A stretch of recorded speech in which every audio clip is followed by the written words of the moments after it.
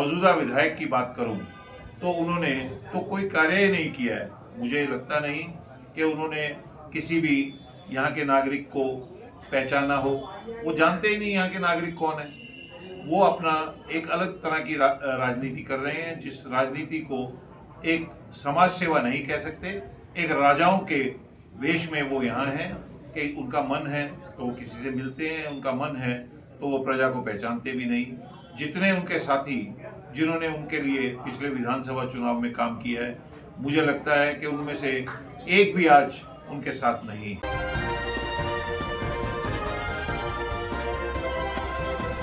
नमस्कार, मैं अंजना और आप देख रहे हैं एक्टिव इंडिया न्यूज। आइए बढ़ते हैं आज की बड़ी खबर की ओर। दिल्ली में 15 वर्षों तक शासन करने वाली कांग्रेस पिछले 11 सालों से सियासी संकट से जूझ रही है। अन्ना आंदोलन के बाद आम आदमी पार्टी के गठन के बाद कांग्रेस की स्थिति इतनी खराब हो गई है कि उसे अब मुख्य मुकाबला भी नहीं माना जा रहा है। इसका अंदाजा इसी से लगाया जा सकता है कि पिछले 2 विधानसभा चुनाव में कांग्रेस का एक कैंडिडेट भी विधानसभा में अपनी उपस्थिति दर्ज नहीं करा सके, जबकि कांग्रेस के पास अपने पुराने सीएम शीला दीक्षित की विरासत रही है। शीला दीक्षित के काम को लेकर ही आज भाजपा और कांग्रेस दोनों आम आदमी पार्टी को घेरने की कोशिश करती है। जब भी उससे पहले की दिल्ली और अब की दिल्ली की तुलना करनी होती है तो शीला दीक्षित के कार्यकाल से तुलना होना लाजमी हो जाता है। एक ओर भाजपा और आम आदमी पार्टी के बीच अभी से ही दिल्ली में कड़ा मुकाबला दिख रहा है, वहीं कांग्रेस भी इस बार मुख्य मुकाबले में बने रहने की रणनीति पर काम कर रही है। इसी के तहत उन्होंने कद्दावर नेताओं की विभिन्न विधानसभा क्षेत्र से उतारने की घोषणा कर चुकी है। मुख्यमंत्री के खिलाफ भाजपा से पहले अपने उम्मीदवार का ऐलान कर यह दिखाने का प्रयास कर रही है कि वह मुख्य मुकाबले में है। कांग्रेस ने न्याय यात्रा में मिले फीडबैक के आधार पर अपनी मैनिफेस्टो को तैयार कर रही है। उम्मीदवार भी न्याय यात्रा में मिले फीडबैक के आधार पर तैयार किए जा रहे हैं। पार्टी के नेता दिल्ली विधानसभा चुनाव के लिए तैयार किए जा रहे घोषणा पत्र को न्याय घोषणा पत्र बता रहे हैं। प्रदेश घोषणा पत्र समिति के अध्यक्ष अनिल चौधरी न्याय घोषणा पत्र की तैयारी को लेकर उप समितियों के साथ 2 राउंड की बैठक कर चुके हैं। इनमें उन तमाम मुद्दों को शामिल किया गया है जो न्याय यात्रा के दौरान लोगों से मिले हैं।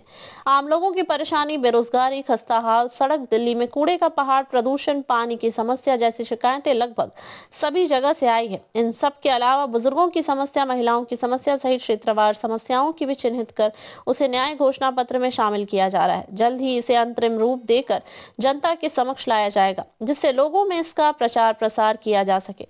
बताया जा रहा है कि आम आदमी पार्टी और भाजपा की ओर से दिल्ली की जनता के लिए जो मुफ्त वादे किए जा रहे हैं, उससे कहीं अधिक वादे कांग्रेस के घोषणा पत्र में भी शामिल हो सकता है। एक्टिव इंडिया के एडिटर इन चीफ शंकर दीवा ने दिल्ली कैंट विधानसभा से कांग्रेस के प्रत्याशी ब्रिगेडियर प्रदीप उपमन्यु से बात की और दिल्ली कैंट विधानसभा की परिस्थितियों और समस्याओं के बारे में जनता क्या चाहती है और कांग्रेस की क्या रणनीति है, सीधे तौर पर बातचीत की। सर, बात करूं दिल्ली कैंट विधानसभा की, फौजियों का दावेदार रही है। पिछले 10 साल से जब भी देखें तो जो भी रिटायरमेंट फौजी थे उन्होंने इस टिकट पर दावेदारी को की। और आपका भी 40 साल का लंबा एक्सपीरियंस रहा है प्रशासनिक सेवा का, खासतौर पर डिफेंस की। तो आपने राजनीति में आने का किस तरह सोचा और विधानसभा दिल्ली कैंट के लिए ऐसी कौन सी जो आपकी समस्या लगी जिससे कि निपटारा करना बहुत जरूरी है? देखिए, मैं फौजी के नाते यहाँ पर नागरिक हूँ, यहाँ का रहने वाला हूँ, यहीं जन्म हुआ है मेरा और यहीं मेरा परिवार रहता है। यहाँ की समस्याओं से मैं बहुत अच्छी तरह परिचित हूँ। यहाँ की समस्याएं मेरे दिल और दिमाग में हैं। जितने भी विधायक के दावेदार या विधायक पिछले 15-20 साल में आए हैं, उन्होंने दिल्ली कैंट विधानसभा में जो मूलभूत सुविधाएं हैं उनके लिए कोई शून्य काम किया है। किसी भी प्रकार से उन्होंने कोई ऐसा मुद्दे नहीं उठाए। उन्होंने सिर्फ पोस्टर और होर्डिंग की राजनीति की है। अगर मैं मौजूदा विधायक की बात करूं तो उन्होंने तो कोई कार्य ही नहीं किया है। मुझे लगता नहीं कि उन्होंने किसी भी यहाँ के नागरिक को पहचाना हो। वो जानते ही नहीं यहाँ के नागरिक कौन है। वो अपना एक अलग तरह की राजनीति कर रहे हैं, जिस राजनीति को एक समाज सेवा नहीं कह सकते। एक राजाओं के वेश में वो यहाँ हैं कि उनका मन है तो वो किसी से मिलते हैं, उनका मन है तो वो प्रजा को पहचानते भी नहीं। जितने उनके साथी जिन्होंने उनके लिए पिछले विधानसभा चुनाव में काम किया है, मुझे लगता है कि उनमें से एक भी आज उनके साथ नहीं है। और दिल्ली छावनी विधानसभा में बहुत अनेक समस्याएं हैं। पहली समस्या अगर मैं गिनवाऊं तो पहली समस्या ये है कि यहाँ दिल्ली छावनी में एक अलग ही कानून चलता है, जहाँ पर जिसके कारण जितने लीज के मकान हैं वो सब लीज खत्म हो चुकी है। उसमें रक्षा मंत्रालय, दिल्ली छावनी परिषद दोनों ही जिम्मेदार हैं कि जिन्होंने लीज का रिन्यू नहीं किया है। उसके बाद सीएम प्रॉपर्टी आती हैं। सीएम प्रॉपर्टी में ब्लड रिलेशन के नाम मकान ट्रांसफर होने चाहिए। उनके ऑक्यूपायर जो हैं, जो अनेक वर्षों से यहाँ रह रहे हैं, उनके नाम मकान ट्रांसफर होने चाहिए। मेरा तो ये मानना है कि जो सीएम प्रॉपर्टी है उसमें जो किराएदार हैं उनको मालिकाना हक मिलना चाहिए। जितने भी लोग अनेक वर्षों से सीएम प्रॉपर्टी में रह रहे हैं उनको भी मालिकाना हक मिलना चाहिए। उसके लिए एक इनको पॉलिसी बनानी पड़ेगी। आज नहीं बनानी पड़ेगी तो 2 साल बाद बनानी पड़ेगी। और मैं चुनाव के नतीजे जो मर्जी हों, लीज प्रॉपर्टी, सीएम प्रॉपर्टी के मालिकाना हक के लिए, लीज प्रॉपर्टी में फ्री होल्ड के लिए, सीएम प्रॉपर्टी में मालिकाना हक के लिए मैं एक लंबी लड़ाई शुरू करने वाला हूं और हर कीमत पे ये मैं यहाँ के नागरिकों को दूंगा। उसके बाद हम आते हैं, हमारे 5 गांव हैं। 5 गांव में सिविल एरिया घोषित नहीं किया।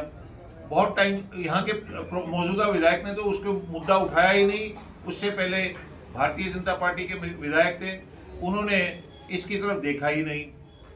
उसके बाद हम बात करते हैं एनडीएमसी क्षेत्र की, जहाँ पर एनडीएमसी क्षेत्र में एनडीएमसी आता है, वहाँ पर रोजगार की एक बहुत बड़ी समस्या है। संजय कैंप है, उसके बाद विवेकानंद कैंप है और इलाके हैं जहाँ पर आपको पानी की टैंकर दुनिया भर के खड़े मिलेंगे। तो मेरा ये मानना है कि मूलभूत सुविधाएं, वो लोग क्यों सुबह 4 बजे मैंने देखा वहाँ पर नलके के पास लाइनें लगी हुई हैं, क्यों नहीं लगेगी? वहाँ पर कम से कम काम होना चाहिए था। इतने पानी की सुविधा हो कि घर बैठ के हर आदमी को पानी मिले, उनको सुबह उठ के लाइनों में न लगना पड़े। महिलाएं वहाँ लाइनों में लगी होती हैं, बच्चे लाइनों में लगे होते हैं। क्या एक इंसान को अपना जीवन जीने का हक नहीं है? दिल्ली कैंट विधानसभा में आम आदमी पार्टी के विधायक पर हमला करते हुए ब्रिगेडियर प्रदीप उपमन्यु ने पूछा कि केजरीवाल और उसके विधायकों को चुनाव से ठीक पहले इस तरह की योजनाओं की याद क्यों आई। इस बार के चुनाव में उनकी स्थिति खराब होने वाली है। अब तक के लिए बस इतना ही। फिर मिलते हैं एक ऐसे ही बड़ी खबर के साथ। तब तक के लिए नमस्कार और देखते रहिए एक्टिव इंडिया न्यूज। अगर आपको वीडियो पसंद आई हो तो लाइक करें व शेयर करें। ऐसे लेटेस्ट अपडेट पाने के लिए बेल आइकन प्रेस करना ना भूलें। अगर आप हमें फेसबुक या फिर इंस्टा के माध्यम से देख रहे हैं तो हमारे पेज को फॉलो जरूर करें। धन्यवाद।